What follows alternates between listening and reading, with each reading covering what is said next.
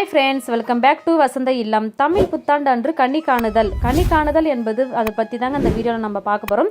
வீடியோவை ஸ்கிப் பண்ணாமல் last end வரைக்கும் பாருங்கள். நம்ம தமிழ் புத்தாண்டு அன்னைக்கு கன்னி காணுதல் நம்ம முன்னோர்கள் நம்மளுக்கு பாரம்பரியமாக சொல்லி கொடுத்த விஷயம் பார்த்தீங்கன்னா, புத்தாண்டுக்கு முன்தினமே நைட்டு பார்த்தீங்கன்னா கன்னி காணுதலுக்கு எல்லாமே ரெடி பண்ணி வைக்கணுங்க. நம்ம புத்தாண்டுக்கு முன்தினம் பார்த்தீங்கன்னா பூஜை ரூம் வீடு எல்லாமே நம்ம க்ளீன் பண்ணி சுத்தம் பண்ணி எல்லாமே வச்சுருப்போம்.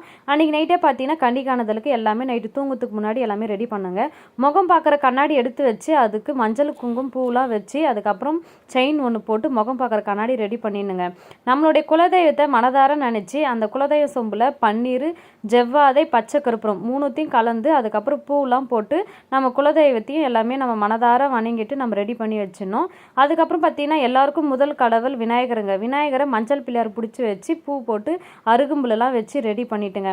நம்ம எந்த ஒரு பூஜை பண்ணுறதுனாலும் முதல் கடவுள் விநாயகரையும் நம்ம பூஜை பண்ணிட்டு தாங்க நம்ம பண்ணணும்.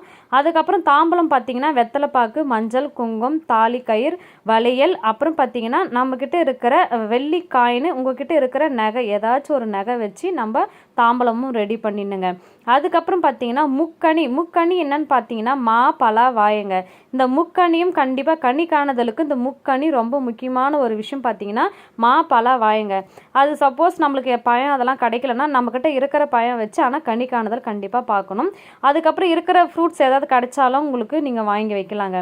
அதுக்கப்புறம் நம்ம புத்தாண்டு அன்னைக்கு நம்ம கண்டிப்பாக ஒரு விஷயம் முக்கியமாக நம்ம எதை காசு கொடுத்து வாங்கணும் அன்னைக்கு அப்படின்னு பார்த்தீங்கன்னா கல் உப்பு மஞ்சள் தூள் பாக்கெட்டும் வாங்கின்னு வந்து நம்ம கண்டிப்பாக வச்சு பூஜை பண்ணணுங்க. அது யாரும் மறந்துடாதீங்க. அதுக்கப்புறம் பார்த்தீங்கன்னா கன்னி காணுதலில் பயங்கள் மட்டும் இல்லைங்க, நம்மளுடைய அன்னத்துக்கும் எந்த குறைவும் அந்த வருடம் இல்லாமல் இருப்பதற்காக அதற்கு அரிசி பருப்பு நவதானியங்கள் வெல்லம் உப்பு இனிப்பும் இருக்கணும் கசப்பும் இருக்கணும் துவர்ப்பும் இருக்கணுங்க. நம்மளுடைய வாழ்க்கையில் எல்லா கஷ்டங்களுக்கும் இனிப்பு துவர்ப்பு கசப்பு எல்லாமே இருக்கணுன்றதுக்காக எல்லாமே வாங்கி வச்சுருக்கணும்.